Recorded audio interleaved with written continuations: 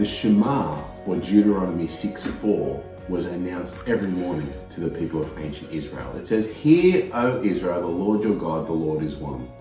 What that verse is trying to tell us is just how important it is for the people of God to hear God's voice. Of course, God speaks to us in the words of Scripture. Now, you can engage with the Scriptures of the Bible in a ton of different ways today. There's online Bibles, audio Bibles, there are sermons, podcasts, some of the great songs that speak the truths of Scripture, and some of the books that have been inspired by great scriptural truths. But one of the really important things to do, just like our diet, where nutritionalists encourage us to have whole foods, is to come back to the raw data of Scripture, to allow our souls, our minds, and our hearts to digest that original speaking of God. Proverbs 2 verse 4 says to us, "If you seek after wisdom like silver and search for it like hidden treasure, then you will understand the fear of the Lord and discover the knowledge of God." In this morning's how-to video, I want to show you how to read the Bible by journaling. A way that I love and have been blessed by, of digging into the Scriptures, communing with God, hearing His voice, and speaking back to Him in prayer. Let me show you how it works. To help with journaling, there's a couple of tools that I've found really helpful, and I hope will bless you too. The first is to have a plan. Now, decision fatigue is a real thing. How many of us in the morning you think, "I'm going to go for a run," and then you wake up and you think, "Where will I run to?" Or if I go to the gym, what exercises will I do? It's great if you have a plan and all you have to think about in the morning is get your shoes on and get out the door. So in the same way with reading the Bible, having a plan is really helpful. Now, plans are available in our weekly news sheet. Plans are available online. Plans are available from some of the apps, the Bible apps like YouVersion.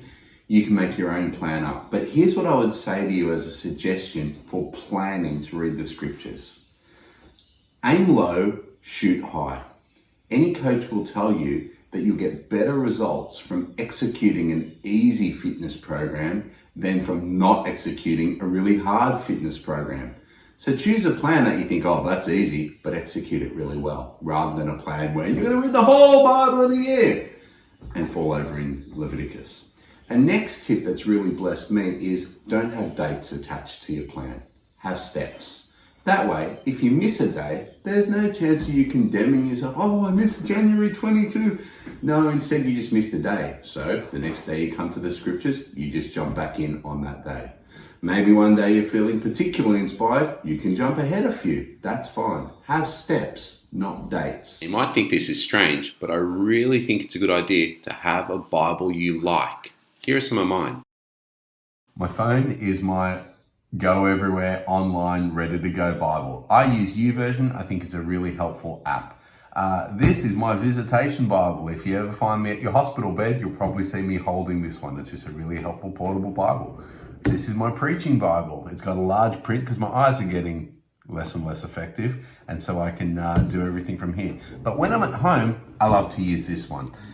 It's even got a name. Its name's Bill. This is my Bible where I do my journaling. What I love about it is it has nice big margins. I'm really happy to scribble in it, underline stuff, draw, and write some notes on the side. That helps me get the job done. Then you want a journal. Just a book. It can be an exercise book or something more pretty if that helps you. Just a space where you can write some notes. Those are the tools you'll need. Now let's see how it's done. Journaling, the method I use is called REAP. Yes, that's an acronym. It stands for Read, Explore, Apply, and Pray. Let me show you how the steps work. Step 1 is to read the day's passage. As you're reading through, you might notice particular verses that stand out for you. I like to go ahead and highlight those or underline them, sometimes make a note in my margin. Once I'm done, I'll record the most important of those verses in my journal. The next step is to explore. The verses that have stood out to you are important, but how do they fit within the original context? One of my favorite examples of the importance of the explore step comes from Amos 4:4, where we read, "Go to Bethel and sin. Go to Gilgal and sin all the more." Now, this verse does not mean that you or I need to take a holiday and sin.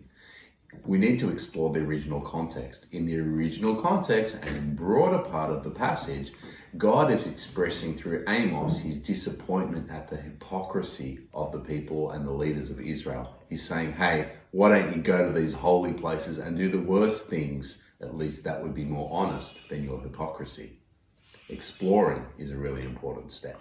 Step 3 is to apply. And again, Amos is helpful. Whilst God was saying to the particular people of Israel, go to these places and sin because that's what you do. Now, when I apply, I say, what does this mean for me today? If I was to apply Amos 4:4, I'm challenged that my worship of God is always sincere, that I'm straight with God, that I tell him the truth, that I listen to his truth, and I don't try to put on a show for him or anyone else. That's a particular application for my life. And this leads us to the final step, which is to pray. Write your prayers down. Now again, if I was in Amos 4:4, my prayer might be something like, God, teach me your ways and help me to live your truth. Father, I don't want to fake it for you. I don't want to fake it for anyone else. Thank you for Jesus. Thank you that under the shadow of the cross, I can come as I am, not wearing a mask, not putting on a show for you, but being sincere and receiving his grace. Now, if I write these things down, I'm going to tell you my prayers just become amplified and special. They also become prayers I can come back to. Let me say a final thing on the beauty of journaling for me. I used to be one of these guys who wrestled with, shall I pray or shall I read my Bible? I was always more of a Bible guy. What I love about journaling is it brings me into a conversation with God. He speaks in his word, instructs my heart, and I respond in prayer. And I feel like I'm in this wonderful conversation with God.